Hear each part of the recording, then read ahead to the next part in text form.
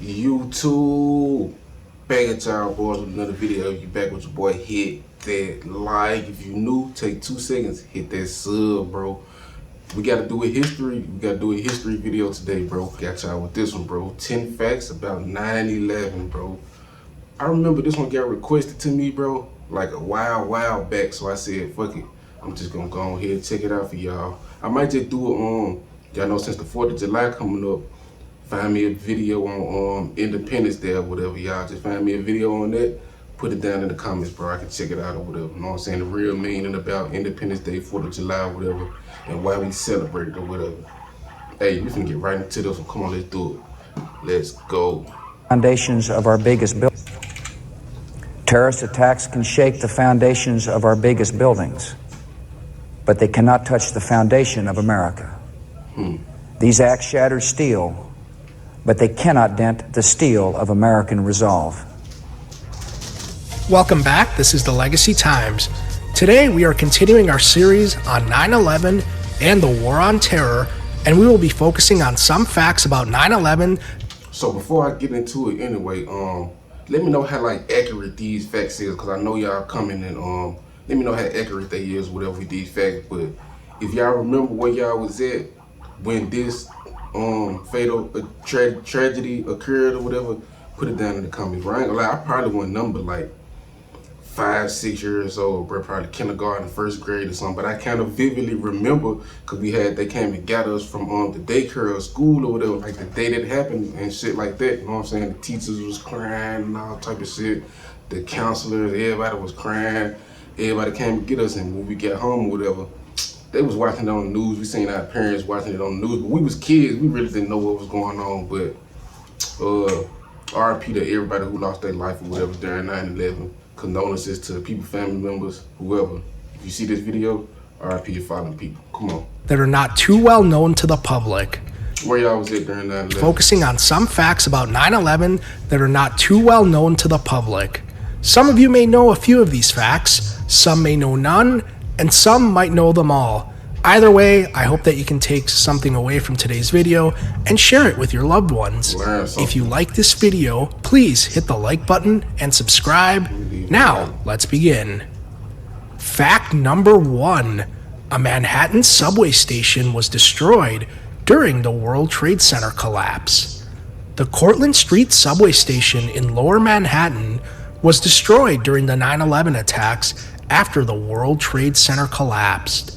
When American Airlines Flight 11 struck the North Tower of the World Trade Center, a subway conductor reported a loud explosion to New York City's MTA Subway Control Center. Yeah, see, that's probably like that's one of them. That's another one of them conspiracy. I heard so many conspiracy theories about 9/11, bro. Like it was bombs in the plane when the plane hit the towers. You know what I'm saying? They let the bombs out. It was bombs planted at the bottom of the towers.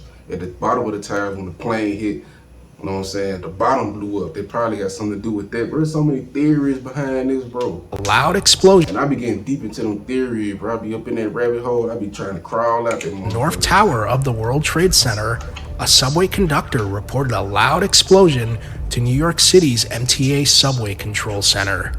Shortly after, the MTA halted subway services, and fortunately, nobody died in the Cortlandt Street station when it was destroyed. Damn. This subway station would remain closed and inaccessible to the public for 17 years.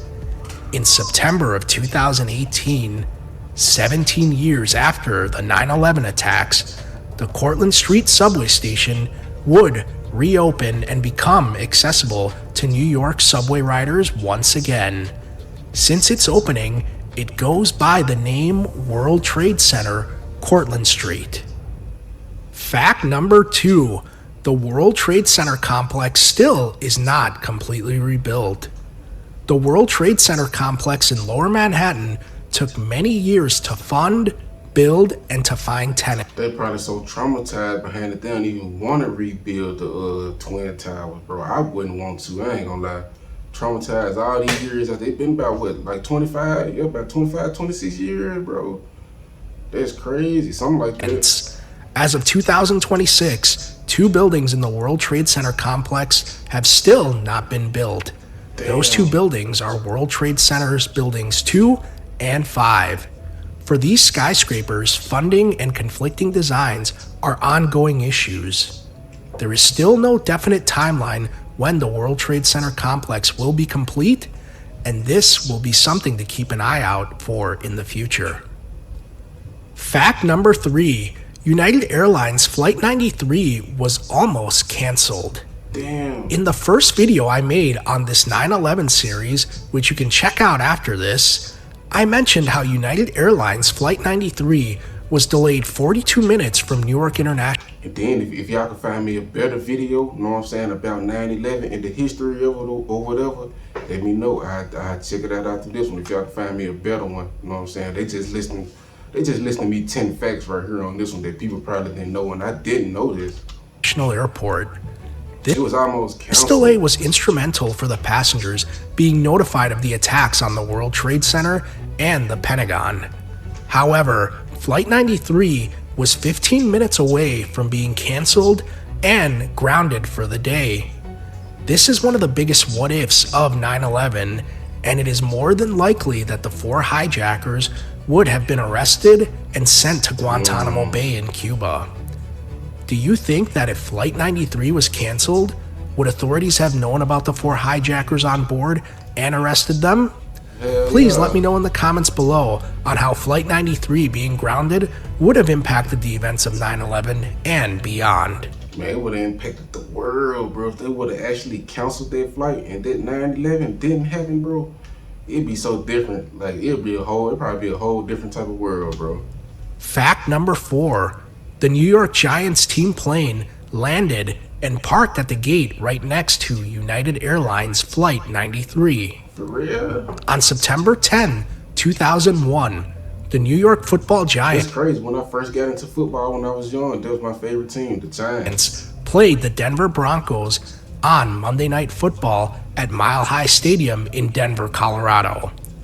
As a lifelong New York Giants fan, it is no shocker that the Giants lost 31-20 to the Broncos. Damn. The following morning on September 11th, 2001, the Giants team plane landed right next to the gate where United Airlines Flight 93 was parked. This happened due to the New York Giants using United Airlines as the team's charter plane, and to this day, the Giants use United Airlines to fly out of Newark International Airport for road games. The Giants playing in Denver on Monday Night Football would have significant consequences on the lives of many New Yorkers. Since Denver is 2 hours behind New York, many stayed up late to watch the Giants play, and over the last 2 decades, many people have shared stories on how staying up late to watch Monday Night Football changed their lives. Some people showed up late to work, and others missed work entirely. A late Monday Night Football game would save the lives of some New Yorkers the following morning, and you can find many great stories that have been told throughout the years from several reliable sources. Fact number 5. The majority of the 9/11 hijackers did not live in the United States for long. I mean, that's kind of obvious, though. A common misconception that I have heard over the years is that the 9/11 hijackers lived in the United States for years before the 9/11 attacks. The truth is, the majority of the muscle hijackers arrived in the United States between May and June of 2001 and were welcomed by ringleader Mohammed Atta. 3 of the 4 pilot hijackers, Mohammed Atta, Ziad Jarrah, and Marwan al-Shehi, arrived in the United States in the summer of 2000 to attend flight school. Hani Hanjour, the pilot hijacker of American Airlines Flight 77, United States, and come back in 1996 to study English and take flying lessons, leaving once again, only to return in December 2000 to prepare for the attacks. That's crazy. 2 muscle hijackers, Nuaf al-Hazmi and Khalid al-Midar, arrived in the United States on January 15, 2000 through Los Angeles International Airport and lived in San Diego, California for many months before 9/11. So out of the 19 hijackers, only 6 of them lived in the United States for over a year before 9/11. Fact number 6. The pilots of American Airlines Flight 77 may have been alive after it was hijacked. Of the 4 airplanes that were hijacked on 9/11, every flight except American Airlines Flight 77 reported that the pilots had been stabbed during the hijacking. According to the 9/11 Commission report, I didn't even know that. I didn't know they killed them before they hijacked the plane. That's something I didn't know either. I ain't gonna lie, I didn't know that. I heard a story about how they probably bound them up with some rope or something. I heard that. no passengers that called their loved ones from American Flight 77 reported any stabbings, and it is possible the 2 pilots, Captain Chick Burlingame and First Officer David Charlesbois, were simply removed. This remains unconfirmed and is only speculated. Fact number 7. The 9/11 attacks were supposed to be weeks earlier. After all the hijackers Y'all premeditated that shit? How the fuck it was supposed to be weeks earlier? attacks were supposed to be That's weeks crazy. earlier. After all the hijackers entered the United States in the summer of 2001, Al-Qaeda leader Osama bin Laden wanted to go through with the attacks as soon as possible. Bin Laden was concerned that delaying the operation would risk American intelligence officials discovering the operation.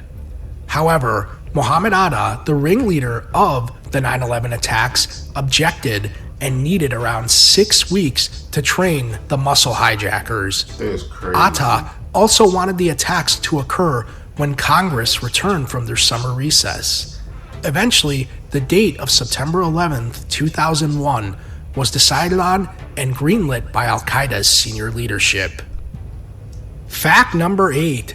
The 9/11 attacks led to the largest sea evacuation in world history. See, In March 2025, my wife and I had the privilege of visiting the September 11th National Memorial Museum in Lower Manhattan, and we learned about the maritime response to 9/11. After the World Trade Center was struck by both airplanes, all tunnels and bridges to Manhattan were closed and all subway lines were rerouted away from the island, which left many New Yorkers stuck with no way in or out of Manhattan. This led to the U.S. Coast Guard to call for all available vessels to help evacuate people out of Manhattan. Hundreds of commercial and private vessels would arrive in Manhattan to evacuate around 500,000 people away from Manhattan over a 9-hour period. Ooh, I ain't gonna lie, that's a good mission, bro. 500,000. They say 500,000 people. If I look from all that smoke right there, in 9 hours, that's good. Would bro. arrive in Manhattan to evacuate around 500,000 people away from Manhattan over a 9-hour period. This is the largest sea evacuation operation in world history, and around 500,000 people would get transported to New Jersey and Brooklyn. Yep. This event is often overlooked and shows the many unsung heroes of 9/11 and the resiliency and kindness of people. Facts. Fact number 9. A young man predicted the September 11th attacks a week before they occurred. On September 5th, 2001, Antoinette Di Lorenzo was teaching English as a second language to a class of Pakistani immigrants. Di Lorenzo saw a freshman Pakistani student looking out the window to the Manhattan skyline. Di Lorenzo asked the student what he was looking at. The young man replies, "Do you see those 2 buildings over there? They won't be standing there next week." The instructor ignored those comments, but after 9/11, the FBI confirmed that they did interrogate the student who made this comment. It is not known how the student would have knowledge of 9/11 beforehand. Now that's spooky. That's scary. Y'all supposed to apprehend him. Y'all supposed to took him in right then. She supposed to report him. The FBI has not made any other known public statements about this incident. That's a crazy guess, bro. That's a crazy prediction, bro. This incident remains a mystery to this day and remains a very, very chilling tale. Fact number 10. The 9/11 attacks cost the U.S. economy billions of dollars. The total How many billions? economic cost of the September 11th attacks is vast and varied depending on the source. But according to the History Channel, the estimated cost of the World Trade Center damage is $60 billion. The cost to clean up the debris at Ground Zero was $750 million. On the first day of trading on Wall Street after the attacks, the stock market fell 7.1% or 684 points. New York City's economy alone lost 143,000 jobs a month and $2.8 billion in wages in the first 3 months after 9/11. The heaviest losses were in finance and air transportation, which accounted for 60% of lost jobs. If you include healthcare, loss of tourism, the war on terror, and other economic factors, the cost of 9/11 is trillions of dollars. Damn. Before I go, I wanted to include a bonus fact about 9/11 and the World Trade Center for my viewers. What is it? I moved out of Queens, New York in June of 2001 when I was 8 years old, and that would be the last time I saw the World Trade Center on my drive to JFK Airport. My father had migrated to New York City from Colombia in the early 1980s and went into the Twin Towers of the World Trade Center only once in his almost 20 years of living in New York City. Damn. I, unfortunately, never had the privilege of going into the original World Trade Center, but I am grateful for those towers lighting up my childhood skyline. I wanted to thank you all for tuning in for another episode of The Legacy Times. I would love for you to let me know in the comments if any of these facts surprised you or if you knew some of them. Also, please include some facts in the comments that you think people may not know. Learning is a lifelong journey, and I love reading your comments. I will continue making videos related to 9/11 and the war on terror, and I will also be shifting to other topics in history, politics, and current events. If you enjoyed today's video, That's fine. That's fine. Hey, like he said though, if it's any like other type of facts that y'all probably think I should know about 9/11 that he probably forgot, put it down in the comments, bro. Like he said, I love reading the comments, bro. Every week we doing a history video. We might just have to do 2, but for now we're gonna do every week. We're gonna do at least 1 history video, bro. You know what I'm saying? History about the U.S. Any type of history, really though. Any type. We definitely gonna do an Independence Day one, bro. I gotta do some little background history about the 4th of July and why we celebrated or whatever. You know what I'm saying? I like learning about history, bro. I ain't gonna lie, I love that shit, bro. This was a good one, bro. You made this funny video, hit that like, bro. Like he was saying though, who let me know in the comments who got the privilege of, you know what I'm saying, going in the original Twin Towers. Who got a chance to go up in them motherfuckers, get a picture beside it or whatever. Where was y'all during 9/11? Y'all let me know in the comments, bro. Be on the lookout for the next one, bro. Appreciate all y'all. Let's do it.